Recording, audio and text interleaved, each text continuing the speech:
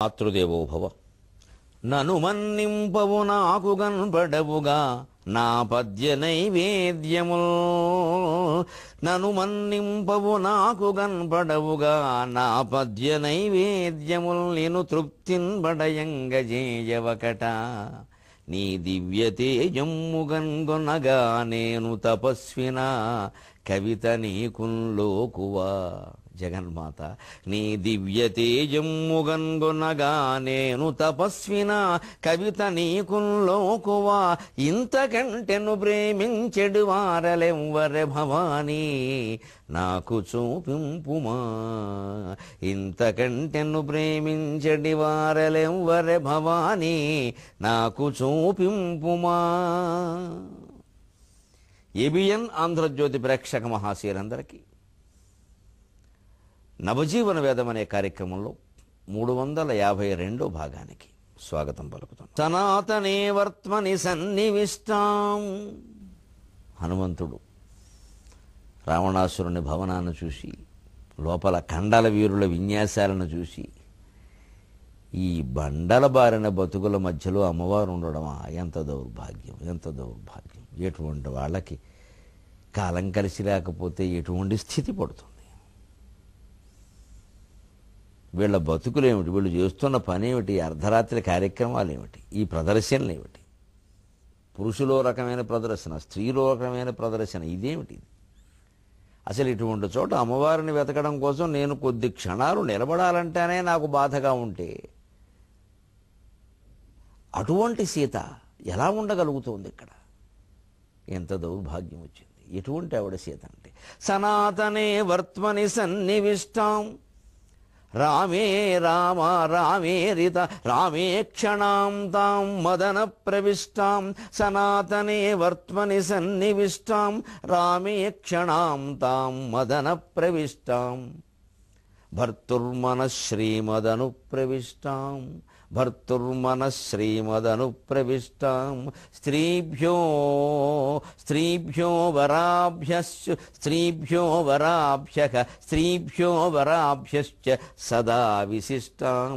స్త్రీభ్యో వరాభ్యశ్చ సదా సదా విశిష్టాం. సనాతనే వర్త్మని సన్నివిష్టాం రామే క్షణాం తాం మదన ప్రవిష్టాం. భర్తుర్మన శ్రీమదను ప్రవిష్టాం. స్త్రీభ్యో వరాభ్యశ్చ సదా విశిష్టాం.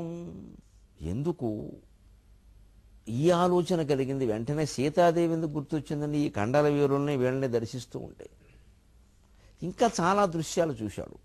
నేను కావాలనే చెప్పడం లేదు. అవన్నీ మన నవజీవన వేదానికి అవసరం లేదు.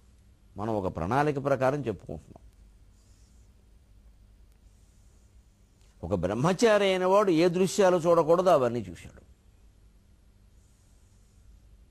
అంత విచ్చలవిడిగా ఎలా ఉంటున్నారో తెలియని స్థితిలో ఉన్నటువంటి, ఒళ్ళు తెలియని స్థితిలో ఉన్నటువంటి స్త్రీలను చూశాడు. కర్మ కాకపోతే ఇలాంటి వాళ్ళ మధ్యలో అమ్మవారు ఉండడమా? మరి ఇక్కడే పెట్టుకుంటాడు వాడు. ఇది వాడి భవనం. తెచ్చినవాడు వాడి భవనంలో పెట్టుకోకపోతే ఆరు బయట పెడతాడు ఆర్టీసీ బస్ స్టాండ్లో. బస్సు ఎక్కి వెళ్ళిపోదు. అలా ఎందుకు చేస్తాడు? ఇది ఇక్కడే పెడతాడు. ఎటువంటి ఆవిడ ఎటువంటి చోట ఉండవలసి వస్తుంది? సనాతనే ధర్మని సన్నివిష్టాం. సనాతనే వర్త్మని సన్నివిష్టాం. సనాతన మార్గంలో నడుచుకునేటువంటి స్త్రీ కదా. ఇది మనం ఆలోచించాలి. ఏది సనాతన మార్గం? సనాతనం సనాతనం సనాతన ధర్మం చాలామంది మాట్లాడుతూ ఉంటాం. సనాతన ధర్మ ప్రచారం. ఏది సనాతనం? సనాతనం సదాతనం పురాతనం ఇవన్నీ అమరకోశంలో పర్యాయ పదాలుగా ఉన్నాయి. సనాతనము సదాతనము. ఎప్పుడూ నిలబడి ఉండేటువంటి ధర్మాన్ని సనాతనం అన్నారు. ఎప్పుడు ఏది నిలబడుతుంది? కాలానుగుణంగా మారగలిగిందే నిలబడుతుంది. అందరం గమనించాలి. సనాతన ధర్మం అంటే కృతయుగం నాటి ధర్మం ఇప్పుడు ధర్మంగా చెప్పకూడదు, చాలా పొరపాటు. త్రేతాయుగం నాటిది కూడా ఇప్పుడు ధర్మంగా, ద్వాపర యుగానికి కూడా కాదు. ఇప్పుడు ధర్మం ఇప్పుడు ధర్మం. కలియుగానికి సరిపడా ధర్మశాస్త్రాలు ఉన్నాయి. అసలు అన్నిటికీ ముందు మనస్సు ఉందండి. మానవత్వంతో ఆలోచిస్తే ఒక్క క్షణంలో అర్థమైపోతుంది ఏ ధర్మం. మానవత్వంతో ఆలోచిస్తూ చాలు. మనం ఒక్కళ్ళమే కాదు సుఖపడాల్సింది, 10 మందితో మనం ఉన్నాం. 10 మంది సుఖమే మనకి. ఎవరిని బాధ పెట్టే సుఖమైనా మనకు అవసరం లేదు. ఎవరిని బాధ పెట్టకపోయినా అసలు ఇంత సుఖం మనకు అవసరం లేదు, ఇంత డబ్బు మనకు అవసరం లేదు, ఇన్ని వైభవాలు మనకు అవసరం లేదు అని ఆలోచిస్తే సనాతన ధర్మం ఒక క్షణంలో బాధపడుతుంది. సనాతన ధర్మం అంటే కేవలం గుళ్ళు ఆరాధనే అనుకుంటున్నాం మనం. ఇవి కేవలం ప్రతీకలివి. పైగా మీరు గమనించిన సనాతన ధర్మం గొప్పతనం, ఇన్ని రకాల దేవతలు, ఇన్ని రకాల ఉపచారాలు, ఇన్ని రకాల స్తోత్రాలు మరి ఎక్కడా లేవు. అదే సనాతన ధర్మం. ఎందుకున్నా ఇలాగా? కాలానుగుణంగా మారుతుంది. కొత్త కొత్త దేవతలు వచ్చారా లేదా? వేదకాలంలో ఇంద్రుడు, శివుడు, వరుణుడు దేవతలు, శివుడు, విష్ణువు ప్రస్తావన చాలా తక్కువ. పురాణకాలం వచ్చేసరికి శివుడు, కేశవుడు పెరిగారు, మిగిలిన వాళ్ళు తగ్గారు. కలియుగంలో వెంకటేశ్వర స్వామి ప్రాధాన్యం చాలా పెరిగిపోయింది. ముందు యుగాల్లో అసలు ప్రస్తావన ఉండదు. అసలు శక్తి ఆరాధన, సృష్టి ప్రారంభం నుంచి ఎప్పటి వరకు నడుస్తున్న ఆరాధన అదొక్కటే, శక్తి ఆరాధన. దానికి తిరుగులేదు. భగవంతుడు ఒక శక్తి, ఒక రూపం కాదు, ఒక శక్తి, ఒక విద్యుత్ శక్తి లేక ఒక శక్తి. శక్తి ఆరాధన అందుకే మొదటి నుంచి నడుస్తుంది, ఎన్ని మారినా అది మారల. ఇటీవల షిరిడీ సాయి, అయ్యప్ప స్వామి, ఇంకా రకరకాల సంతోషి మాత, రకరకాల దేవతలు కొత్తగా వస్తున్నారు. కులపరంగా కూడా వస్తున్నారు. ఇంకా విచిత్రపు ధోరణిలో బయలుదేరుతున్నాయి. ఫలానా కులానికి ఒక గురువు గారు, స్పష్టంగా కులం పేరు చేర్చి గురువు గారి పేరు చేరుస్తున్నాయి. ఏం విచిత్రమైన వస్తున్నాయి అంటే ఆ గురువు గారు ఆ కులం వాళ్ళకే. ఇంకా ఇప్పుడు ప్రతి వాళ్ళు మొదలెడతారు. ఇంకా సన్యాసాశ్రమంలోకి వెళ్ళాక ఆ కులం పేరు పక్కన చేరింది అంటే వాడు సన్యాసి కింద లెక్క. కులం పేరు పక్కన చేరకూడదు, తన కులం వాళ్ళని చేరనివ్వకూడదు అసలు. ఇంకా అభిమానాలన్నీ ఉంటే సన్యాసం దేనికి? ఇవన్నీ భ్రష్టాచారాలు, అది పక్కనెట్టండి. కానీ సనాతన ధర్మంలో ఎప్పుడు వైవిధ్యం ఉంది. వైవిధ్యం ఉంది. దేవతలు మారారు, దేవతా రూపాలు మారాయి, ఆరాధనా విధానాలు మారాయి. ఎప్పటికప్పుడు మళ్ళీ గాడి తెప్పేసి వికృతమైపోతుంటే శంకరాచార్య లాంటి మహానుభావులు పుట్టి షణ్మత స్థాపనాచార్య, ఆదిత్యం, అంబికాం, విష్ణుం, గణనాథం, మహేశ్వరం, శివుడు, పార్వతి, కుమారస్వామి, గణాధిపుడు, విష్ణువు, సూర్యుడు, ఈ 6గురి ఆరాధనని స్థాపన చేశాడు ఆయన. ఇంక ఊరికే పెంచేయకండి విగ్రహాన్ని. ఎందుకంటే పెంచిన కొద్దీ ఏమవుతుందంటే, రాముడు ఎవరండి? క్షత్రియులు, రాజులు ఆయన్ని మనం గౌరవించడం ఏంటండి? మన కులంలో ఎవరు లేరని దేవతలు, ప్రతి కులానికి ఒక దేవత కావాలంటే ఇప్పుడు మొత్తం ఉన్న దేవతలు సరిపోరు. అప్పుడు ఖచ్చితంగా వాళ్ళ కులం వాళ్ళ దేవతలను మిగిలిన వాళ్ళు ఆరాధించరు. అంచేత ఈ భ్రష్టాచారాల్లోకి వెళ్లకుండా మనం ధర్మాన్ని కాపాడుకుని శంకరాచార్య చెప్పినట్టుగా షణ్మత స్థాపనకి పరిమితం కావాలి. 6గురు దేవతల ఆరాధనకి పరిమితం కావాలి. విష్ణు అంటే ఆ విష్ణు అవతారాలుగా రాముడు, కృష్ణుడు, వెంకటేశ్వర స్వామి, దానికేమి ఇంక విపరీతంగా పెంచేసుకోకూడదు. ఇంకా పెంచుకున్న కొద్దీ అజ్ఞానం బాగా ఎక్కువైపు పట్టుదలలు, పౌరుషాలు, పంతాలు ఇప్పుడు ఎలా మారుతుందో చూడండి. ఇది సనాతన ధర్మం. కాలానుగుణంగా మారుతుంది, కానీ చెదబట్టేసేలా ఉండకూడదు. పౌరుషాలు, పట్టుదలలు, పంతాలు, కలహాలు పెంచే విధంగా ఉండకూడదు. చిల్లర రాళ్ళన్నీ దేవుళ్ళు అయిపోరు, గమనించుకోవాలి. వీరకృత్యాలు, సాహసాలు చాలామంది చేస్తారు, వాళ్ళందరూ దేవుళ్ళు కారు. అవి తక్కువన కాదు, అవి అప్పుడప్పుడు స్మరించుకోదగినవి అంతే, వాళ్ళందరూ దేవుళ్ళు కారు. అలా దేవుళ్ళని చేయడం మొదలుపడితే మొత్తం ఎక్కడ సరిపోదు సృష్టి. ఇది సనాతనే వర్త్మని సన్నివిష్టాం. సనాతన మార్గంలో నడవడం అంటే ఇది అవగాహన, ఒక విశాలమైన అవగాహన. మళ్ళీ దాన్ని చివరికి దిగజారిపోకుండా చూసుకోవడం. విగ్రహారాధన మంచిదే, కానీ ఇదంతా నిర్గుణాన్ని చేరుకోవడానికి. నిరాకార, నిరంజన, నిరాధార. ఆ నిరాధారం అంటే అన్నిటికీ ఆధారమైనది, ఆధారం లేనిదని కాదు, అన్నిటికీ ఆధారమైనది. దానికి వేరే ఆధారం ప్రత్యేకంగా లేదు, అందుకే అదే అన్నిటికీ ఆధారమైతే దానికి ఆధారమైన, అందుకని నిరాధార అన్నారు అమ్మవారు లలితా సహస్రం. ఆ సనాతన మార్గంలో ఉండడం, అందుకే సుందరకాండ, సుందరీకాండ లోపల లలితా సహస్రనామాలు ఉంటూ ఉంటాయి. సనాతనే వర్త్మని సన్నివిష్టాం రామే క్షణాం తాం మదన ప్రవిష్టాం భర్తుర్మనశ్రీమదను ప్రవిష్టాం భర్తుర్మనశ్రీమదను ప్రవిష్టాం స్త్రీభ్యో వరాభ్యశ్చ సదా విశిష్టాం. సనాతన మార్గంలో నడుచుకోవడం అంటే సీతాదేవి నుంచి నేర్చుకోవాలి. పంకజముఖి సీత వంటి భార్యయు గలది. సనాతన ధర్మ ప్రకారం భార్య ఎలా ఉండాలో అలాగే ఉంది ఆవిడ. ఏమిటి భార్య ఎలా ఉండాలి? భర్త డబ్బును బట్టి భార్య ఆలోచించకూడదు. భర్త పదవిని బట్టి, స్థానాన్ని బట్టి, ఉద్యోగాన్ని బట్టి, ప్రమోషన్ను బట్టి పెళ్లిళ్ళు చేసుకోకూడదు. దాన్ని బట్టి కాపరాలు చేయకూడదు. సరిగ్గా దానికి వ్యతిరేకంగానే మనం నడుస్తున్నాం. ఇవాళ కలియుగ ధర్మం అంతా సనాతన ధర్మానికి వ్యతిరేకం. ఇప్పుడు డబ్బే ప్రధానం. నువ్వు ఎంత సంపాదించావు, ఏం ఉద్యోగం, ఏం కంపెనీ, ఎప్పుడు ప్రమోషన్ వస్తుంది, ఇవన్నీ తెలుసుకుని పెళ్లికి దిగడం. అందుకే మోసాలు కూడా అలాగే జరుగుతున్నాయి. ఏమీ పూటకి ఠికాణా లేనివాడు ఇరాక్లో ఇంటర్నేషనల్ కేంద్రంలో, అంతర్జాతీయ కేంద్రంలో పనిచేస్తున్నాను, మనందరం పెళ్లి చేసుకుందాం, వారం రోజులు చాటా చీపురు అంటాడు ఎవరితోనూ. చిట్ చాట్ ఒకటి తయారైంది ఇప్పుడు చాట. అమ్మాయిలు పడిపోతున్నారు. చక్కగా మంచి సంప్రదాయమైన సంబంధం, అమ్మ మావాడు మంచి ఉద్యోగం చేస్తున్నాడు అన్నమాట. ఎంత అంటే జీతం అంటారు, 30,000 అన్నాం అనుకో, 30,000 జీతమా అని వెనక్కి వెళ్ళిపోతారు. కానీ ఎవడో నైజీరియా వాడు ఫేస్బుక్లో పెట్టి నేను ఇరాక్లో అంతర్జాతీయ రాయబారిగా ఉన్నాను, ఇరాక్లో పనిచేస్తున్నాను అని అనగానే వారం రోజుల్లో పడిపోతారు ఈ అమ్మాయిలు. అక్కడి నుంచి వాడు నేను మన పెళ్లికి వజ్రాలను బంగారం కొన్నాను, అవన్నీ శంషాబాద్లో ఉన్నాయి, పాలసీలు విడిపించుకోవడం కోసం 150,000 పంపని వేరే వాడి చేతి ఫోన్ చేస్తాడు. అమాయకంగా ఈ అమ్మాయి 150,000 అందులో వేసేస్తుంది. ఏమనాలంటే వీళ్ళ చదువుల్ని. ఇది జరుగుతున్నది. ఒక స్త్రీ ఒక పురుషుడు పెళ్లికి పాటించాల్సిన నిబంధనలు పాటించి ఉన్న విధంగా ఉంటే, పెద్దవాళ్ళ అనుమతి తీసుకుంటే, పెద్దవాళ్ళతో ఆలోచన చేస్తే ఇలాంటి మోసాలు జరుగుతాయా? ఏకంగా ఈ పెళ్లిళ్ళ మోసాల్లో లక్షలు వేసేస్తున్నారు ఖాతాలో పట్టుకెళ్ళి. అమ్మాయి లక్షలు ఎలా వేసేస్తారండి అసలు? ఇన్కమ్ ట్యాక్స్ వాళ్ళు ఆపారు, తీవ్రవాద విభాగం వాళ్ళు ఆపారు. అవన్నీ ఎలా నమ్మేస్తారండి? అంటే మన చదువుల్లో ఎక్కడ ఎలాంటివి లేవా? సరిగ్గా ఎవరు గోతులో పడతారో గమనించండి. అత్యాశ ఎవరికి ఉంటుందో వాళ్లే గోతులో పడతారు. ఆ అత్యాశను జయించడమే సనాతన ధర్మం, భార్య అయినా భర్త అయినా. అందుకని సీతా మార్గం మనకి శరణ్యం. సీత అంటేనే మార్గం, నాగటి చారు, నాగలు వెళ్లే ప్రదేశాన్ని సీత అంటారు. ఆవిడే ఒక మార్గం, సన్మార్గం, సనాతన మార్గం. అదే మనకు ఆదర్శం. రామే క్షణాం తాం మదన ప్రవిష్టాం. మన్మధుడు ప్రత్యవయవంలోనూ మూర్తవిస్తే సీతాదేవి. మొత్తం ఆవిడ ఈ క్షణములు, రాము అంటే అందమైన చూపులు కలిగిందని మామూలుగా అర్థం, కానీ ఆవిడ చూపుల నిండా రాముడే, అది తాత్విక అర్థం. అలాగే మన ఆధ్యాత్మిక మార్గంలో మనం చూసినది, విన్నది, తిన్నది, కన్నది సమస్తం భగవన్మయం కావాలి. అప్పుడు అది ఆధ్యాత్మిక మార్గం సరిగ్గా ఉంటుంది. సనాతన మార్గంలో మన ధర్మాన్ని మనం చేయాలి. ప్రతిదీ రామమయంగా, అంతారామమయం, భగవన్మయంగా మనం భావించాలి. భర్తుర్మనశ్రీమదనుప్రవిష్టాం. భర్త మనస్సులోకి శ్రీమంతురాలై ప్రవేశించింది. శ్రీమదనుప్రవిష్టం. శ్రీమంతురాలు డబ్బు ఉన్నావిడ కాదు. భర్తకి ఏ రకమైన లక్షణాలు ఇష్టమో ఆ రకమైన లక్షణాలు ఉండడం వల్లే భర్తను ఆకర్షించగలిగింది. భర్తతో అంతకాలం, సుదీర్ఘకాలం ఆయన హృదయంలో స్థానం ఏర్పరచుకుని ఉండగలిగింది. సీతాదేవి భూమిలో కలిసిపోతూ ఉంటే రాముడు ఎంత బాధపడాడో లవకుశ సినిమాలో మహనీయులు నందమూరి తారక రామారావు గారు నటించి చూపించారు, మనం చూసాం. గుండెలు కరిగిపోతాయి ఆ సన్నివేశాలకి. అంత తాపత్రయం ఎందుకు పడ్డాడండి రాముడు?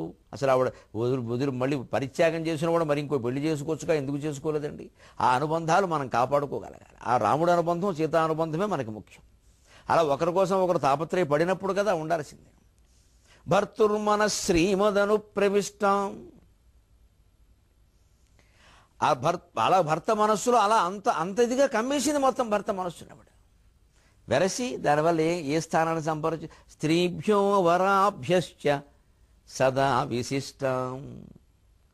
శ్రేష్ఠురాలైన స్త్రీలలోకెల్లా శ్రేష్ఠురాలు అన్నంత స్థానాన్ని సంపాదించింది. అది సంపాదించగలగాలి. ఈ మాట ఇక్కడ ఎందుకు చెప్పాడో తెలుసో? ఒక్క మాట. బుద్ధిదాన్ శ్రద్ధదాన్. బుద్ధిమంతులు, శ్రద్ధావంతులు అందరినీ చూశాట అక్కడ. బుద్ధి ప్రధానాన్ సంశ్రద్ధదానాన్ యాతుధానాన్ అని వాల్మీకి ప్రయోగిస్తాడు. బుద్ధి ప్రధానాన్. ఆ రాత్రి వేళ కూడా బుద్ధిమంతులే చదువుతున్న వాళ్ళని కూడా చూశాట.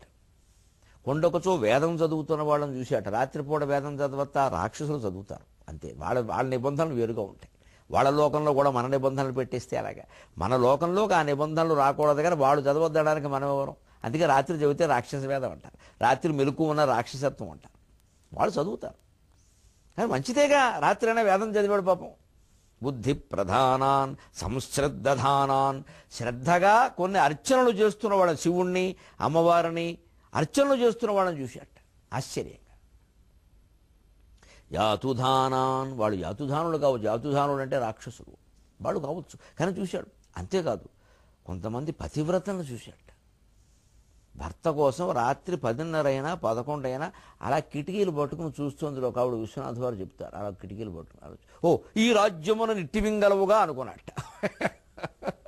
ఒక ఒక్కసారి హనుమంతుడు లాంటి వాడికి మనస్సు చరించిందిట.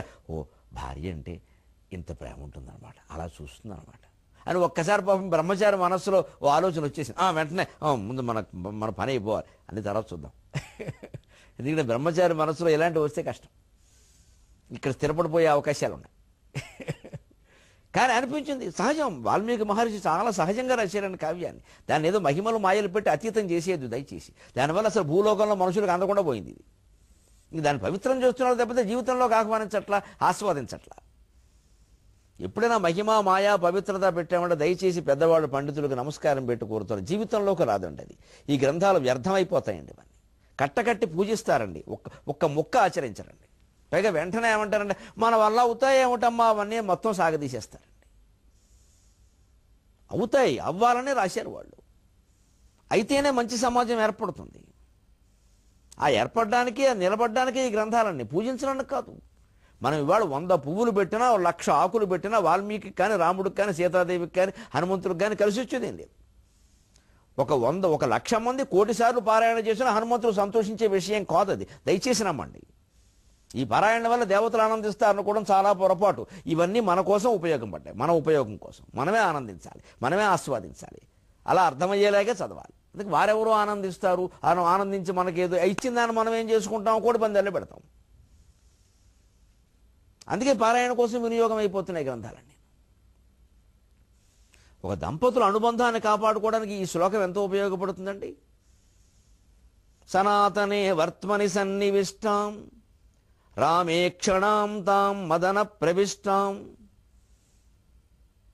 భర్తుర్మన శ్రీమదను ప్రవిష్టాం స్త్రీభ్యో వరాభ్యశ్చ సదా విశిష్టాం. అసలు ఇంతకంటే ఉత్తమ స్త్రీ లోకంలో ఉంటుందా అన్నారు. అలాగ అనుబంధాన్ని మనం కాపాడుకోవాలి. దానికే గోదావరి పుష్కరాలు కూడా జత అయ్యేలాగా ఒక్క మాట చెప్పుకున్నాం. లంకలో కూడా పతివ్రతలు ఉన్నారు, మంచివాళ్ళు ఉన్నారు, వేద పండితులు ఉన్నారు, బుద్ధిమంతులు ఉన్నారు. ఇంకా ఎంత గొప్పవాళ్ళు ఉన్నారో తర్వాత చూస్తాం, ఆశ్చర్యపోతాం. గోదావరి పుష్కరాల సందర్భంగా గోదావరి మీద ఆచార్య బేతవోలు రామబ్రహ్మం గారు రచించిన పద్యం దాంపత్య బంధాలకి సంబంధించింది. పుష్కరాలకి దాంపత్యానికి సంబంధం ఏమిటి, అందులో ఇప్పుడు చెప్పుకుంటున్న సనాతన వర్త్మని సీతాదేవిని, రాముణ్ణి, అందరినీ మనం ఆదర్శంగా తీసుకుంటాం. గుళ్ళోకి పెడతాం, దండాలు పెడతాం, పూజలు చేస్తాం. గోదావరికి పెడుతున్నాం పుష్కరాల సందర్భంగా. బ్రహ్మాండంగా మునుగుతున్నాం, తేలుతున్నాం. మేము 4 సార్లు మునిగాం, మేము 6 సార్లు మునిగాం, మేము పొద్దున్న 5ంటికే మునిగాం, మేము సాయంత్రం 5ంటి వరకు మునుగుతూనే ఉన్నాం. ఇలా గొప్పలు చెప్పుకుంటున్నాం. కానీ గోదావరి ఏమంటుందో తెలుసా? గోదావరితో మహాకవులు ఏం మాట్లాడుతున్నారో తెలుసా? అమ్మా గోదావరి, నీ నుంచి ప్రతి స్త్రీ, ప్రతి పురుషుడు, పెళ్ళైన వాళ్ళు ఎంత నేర్చుకోవాలమ్మా. ఈవేమో మొగుడో ఎటందువు, ఈవేమో మొగుడో ఎటందువు, అతడు అబ్ధీశానుడు అర్ధాంగిరోరా రమ్మంచు తపించు. ఈవేమో మొగుడో ఎటందువు, అతడు అబ్ధీశానుడు అర్ధాంగిరోరా రమ్మంచు తపించు. ఇమ్మహిని భార్యాభర్తృబంధము విద్యా విజ్ఞాన నిధానులందున కట వ్యాపారమైపోయే. ఇమ్మహిని భార్యాభర్తృబంధము విద్యా విజ్ఞాన నిధానులందున కట వ్యాపారమైపోయే. లక్ష్మీ వజ్రాహతి గోదావరి, లక్ష్మీ వజ్రాహతి రాగవల్లికలు చచ్చెన్సూవే. గోదావరి లక్ష్మీ వజ్రాహతి రాగవల్లికలు చచ్చెన్సూవే. గోదావరి నదిలో మునిగి వచ్చేయడం కాదండి. ఒక క్షణం ఆ నదిలో నిలబడండి. ఆ నిర్మల తోయాలని 2 దూసిట్లోకి ఇలా తీసుకోండి, మీ 2 చేతుల్లోకి. ఆ నీరు ఎక్కడికెడుతుందో గమనించండి. రామబ్రహ్మం గారు గమనించారు, మనల్ని గమనించమని చెబుతున్నారు. కవి అటువంటి వాడు, కవిరేవ ప్రజాపతి. 1,00,000 మంది పురోహితులు, 1,00,00,000 మంది పండితులు చెప్పలేని విషయాన్ని కవి చెబుతాడు. పురాణాలు ప్రలోభి పెడతాయి, వేదాలు ఆజ్ఞాపిస్తాయి. కానీ కావ్యం ధర్మాన్ని మన మనస్సుకి ఇష్టమయ్యేలా చేస్తుంది. ఈవేళ మావిడాకులు తగ్గిపోయి విడాకులు పెరిగిపోతున్న కాలంలో మనం చెప్పుకోవలసిన మాట. అందుకని ఈ పద్యాన్ని ఏరి కోరి చెబుతున్నాను నేను. వీళ్ళు చాలా చోట్లకి మేము వెడుతూ ఉంటే నాకే వస్తున్న అభ్యర్థన, ఏమండి దంపతులు కలిసి ఉండడం గురించి చెప్పండి. అది చెప్పాల్సిన విషయం. దంపతులు కాకపోతే ఎవరు కలిసి ఉంటారు అంటే, లేదండి మీకు తెలియదు, చాలా పెరిగిపోతుందండి. చదువుకున్న వాళ్ళలోనే దారుణంగా ఉందండి. అసలు చదువే కారణం అవుతోంది దీనికి. చదువులు, ఉద్యోగాలు, సంపాదనలు కారణం అవుతున్నాయి. ఇది కాకుండా ఉండాలంటే గోదావరిని గమనించాలి. ఈమెమో మొగుడో ఎటందువు, నువ్వే గోదావరికి భర్త ఎవరండి? సముద్రుడే కదా. నదీనాం సాగరో గతి. ఎంతమంది ఎన్ని రకాల వైభవాలు చేసినా, నిత్యము హారతి ఇచ్చినా గోదావరి సముద్రంతో కలిసిపోతూ వెళ్ళిపోతుందండి. హారతి ఇస్తున్నారు, కాసేపు ఆగుదాం అని ఆగరండి. గంగా ఆగలేదు, గోదావరి ఆగలేదు, ఎవరు ఆగరండి. వాటి సహజ ధర్మం ప్రకారం వెళ్ళిపోతున్నాయి. మనలాగా మనుషులు కాదు ఇది ప్రతి సన్మానానికి ఆగడానికి, ప్రతి అవమానానికి కృంగిపోవడానికి. అవమాన సన్మానాలు పట్టించుకొని అవధూత గోదావరి అంటే. అందుకని ఎన్ని హారతులు ఇచ్చినా, ఎంతమంది మునిగినా, ఎంతమంది తేలినా, ఎవరు మునగలేదని బాధపడినా మునగడం తప్పేమో అనుకుని కూడా ఆలోచిస్తూ విచిత్రంగా అదోడు బయలుదేరింది వచ్చిన. మునక్కపోతే పాపమేమో. ఎన్ని రకాల నమ్మకాలు వస్తున్నాయో. ఇవేవి పట్టించుకోకుండా వెళ్ళిపోతూ అంత ఎందుకు వెళ్ళిపోతుందండి ఆవిడ? ఈవేమో మొగుడు ఎటందువు, మా ఆయన సముద్రం కలిసి వెళ్ళిపోతూ ఉంటావా? ఆయన అంతకంటే నీకోసమే పెద్ద ఎదురు చూస్తున్నట్టుగా అతడు అబ్ధీశానుడు రారమ్మన్ అర్ధాంగిరో రారమ్మంచు తప్పించు. గోదావరి నీకోసం చూస్తున్నా. ఎంతమంది ఉన్నా అసలు అది వేరు, నువ్వు వేరు. స్వచ్ఛమైన గోదావరి, నన్నయ్య గారి గోదావరి, శ్రీనాథుని గోదావరి. అసలు నీ వ్యవహారం వేరు, నువ్వురా అని నీకోసం ఆయన తప్పించిపోతూ ఉంటాడా? ఆయన దగ్గరికి వెళ్ళిపోవాలా, నువ్వు తప్పించిపోతూ ఉంటావా? దంపతులు నిజంగా ఎంత నేర్చుకోవాలమ్మా నీ గురించి. ఎందుకని? భార్యాభర్తృబంధం విజ్ఞాన నిధానులందున కటా వ్యాపారమైపోయే. ఈ మహిని ఈ దేశంలో, ఈ నేల మీద, ఈ లోకంలో భార్యాభర్తల బంధం కూడా వ్యాపారం అయిపోయిందమ్మా. ముందే షరతులు పడుతున్నారు, ఇంత సంపాదించాలని, ఈ స్థితిలో ఉండాలని. ఈ ఖర్చులు వీరు పెట్టుకోవాలి, ఆ ఖర్చులు వీరు, ఈ మాటలు కూడా వచ్చేస్తున్నాయి అమెరికాలో లాగా. అమెరికాకి వెళ్ళి అమెరికాలో మన వాళ్ళని అక్కడ పెట్టి వాళ్ళు వచ్చినప్పుడు తెచ్చినటువంటి కేకులు, వాటర్ బాటిల్స్ అందుకుని సీరియల్స్ మనకు ఆ బుద్ధులు వచ్చేసే మొత్తం. వాళ్ళకేమో చక్కగా భారతీయ సంస్కారంతో వాళ్ళు చాలా బాగుంటున్నారు. నేను 3 దేశాలు తిరిగి చెబుతున్నా. వాళ్ళు ఎక్కడికెక్కడ పాపం దీపావళి జరుపుకుందాం, రామనవమి జరుపుకుందాం అని వాళ్ళు బాగుపడుతున్నారు, మనం చెడిపోతున్నాం. ఇంకేమైనా చెప్పండి, ఇంకేమైనా చెప్పండి, మంచి విషయాలు చెప్పండి, మేము ఇక్కడ ఆచరిస్తాం. అది సాధ్యం కాని చోట ఆచరిస్తున్నాం. అమెరికాలో పూలదండ తయారు చేయడం ఎంత కష్టమో తెలుసునండి. మేము 3 సార్లు చూస్తాం ఈ తానా ఆటా సభల్లో. పూలదండ తయారు చేయాలంటే చాలా కష్టం. ఇంట్లో దొడ్లో పూలతో చేయాలి తప్ప మార్కెట్లో దొరకవు. ఎందుకంటే వాళ్ళకి లక్షల కొద్ది దండల నాయకులు మెళ్ళ వేసే పనికిమాలిన సంస్కారం వాళ్ళకి లేదు. మనకు ఊరికి దండగా మొత్తం దండలే. ఇది పెద్ద అలవాటు చేశారు ఇక్కడ. పూల వ్యాపారాల వాళ్ళకి ఏమైనా బాగున్నాయేమో కానీ ఏం బాగుండలేదు. ఇంకా పర్యావరణం పాడైపోతుంది, అంతకంటే రకరకాల నష్టాలు జరుగుతున్నాయి, ఖర్చు విపరీతం. అక్కడ అసలు బజార్లో పూలదండ దొరకదు, అది ప్రత్యేకం తయారు చేయాలి. అంత కష్టపడి వాళ్ళు, అయ్యో మా అవధానానికి దండ లేకపోతే ఎలాగండి అని ఎంతో కష్టపడి ఒక దండ తయారు చేయడానికి 3 రోజులు కష్టపడ్డా నేను చూశాను. ఎక్కడెక్కడి నుంచో పువ్వులు తెచ్చి దాన్ని అందంగా చేయాలని. మన సంస్కృతిని నేర్చుకుందుకు వాళ్ళంత తాపత్రయపడుతుంటే ఎక్కడి నుంచి వెళ్ళిన ఆంధ్రులు, తెలుగువారందరూ మనం వారి నుంచి ఏం నేర్చుకుంటున్నామండి? సీరియల్సా, పిజ్జాలా, బర్గర్లా, విడాకులా, డబ్బు గురించి మాట్లాడడం ఎంతసేపు? భార్యాభర్తల బంధము కూడా విజ్ఞాన నిధానం. ఇంకా పల్లెటూరు వాళ్ళనే ఏం చదువురాని వాళ్ళు అంటే వాళ్ళనే వాళ్ళు మానవత్వంతో మాట్లాడుతున్నారు. బాగా చదువుకున్న వాళ్ళనే ఈ వ్యాపారం ఎక్కువైంది అని ఒక్క మాట మాస్టర్ ఎంత గొప్పగా ఉంటున్నారో చూడండి. లక్ష్మీ వజ్రాగతి రాగవల్లికలు చచ్చన్ సూవే గోదావరి. లక్ష్మి అనే సంపద అనేటువంటి వజ్రాయుధపు దెబ్బకి అనురాగం అనేటువంటి తీగ తెగిపోయిందమ్మా, ముక్కలైపోయిందమ్మా, చెక్కలైపోయిందమ్మా, పిప్పైపోయిందమ్మా. అంతే కదండి. డబ్బే ప్రధానంగా మాట్లాడుతున్నాయి వాడు, ఆడ మగ అందరూ కూడా. తల్లిదండ్రులు కూడా అలా మాట్లాడుతున్నారు, ప్రోత్సహిస్తున్నారు. 1,00,000 జీతం లేకపోతే పిల్లని ఎలా ఇస్తాం? 1,00,000 జీతం ఎందుకంటే వాడు లక్షణంగా వాడు ఉండాలి. కానీ 1,00,000 పట్టుకుని అమ్మాయిని అమ్మేస్తాడు, లేదా హింస పెడతాడు. అప్పుడు ఏం చేస్తారు? సిద్ధపడిపోతున్నారు. అక్కడ పెళ్లి కొన్ని చోట్ల అయితే అమంగళం అనకూడదు, కానీ పెళ్లి చూపులకు సిద్ధపడి ఒప్పుకోవే, కాకపోతే తర్వాత చూడొచ్చు. తర్వాత చూసేది ఏమిటి? ఇదేనా కాఫీయా, టిఫినా? ఆ మాటలు కూడా వస్తున్నాయి. ఒప్పుకోమ్మా, తర్వాత చూడొచ్చు, కాకపోతే అంటే ఈ సరదానా పెళ్ళి అంటే? ఇట్లా మొత్తం డబ్బే ప్రధానం. దీనప్పుడు గోదావరి పుష్కరాల సందర్భంగా ఇది చెప్పుకోవాలి. గోదావరికి సముద్రుడు ఒక్కడే. దేశంలో ఏ స్త్రీకైనా పురుషుడు ఒక్కడే, ఏ పురుషుడికైనా స్త్రీ ఒక్కతే. అందరము సీతారాముల్లా జీవించాల్సిందే. అదే అప్పుడే సనాతనే వర్త్మని సుప్రతిష్టాం స్త్రీభ్యో వరాభ్యశ్చ సదా విశిష్టాం. అటువంటి సీతాదేవికి నమస్కారం చేస్తూ మనం 23:30 గంటల్లో మళ్ళీ కలుద్దాం. అంతవరకు తెలుగులో మాట.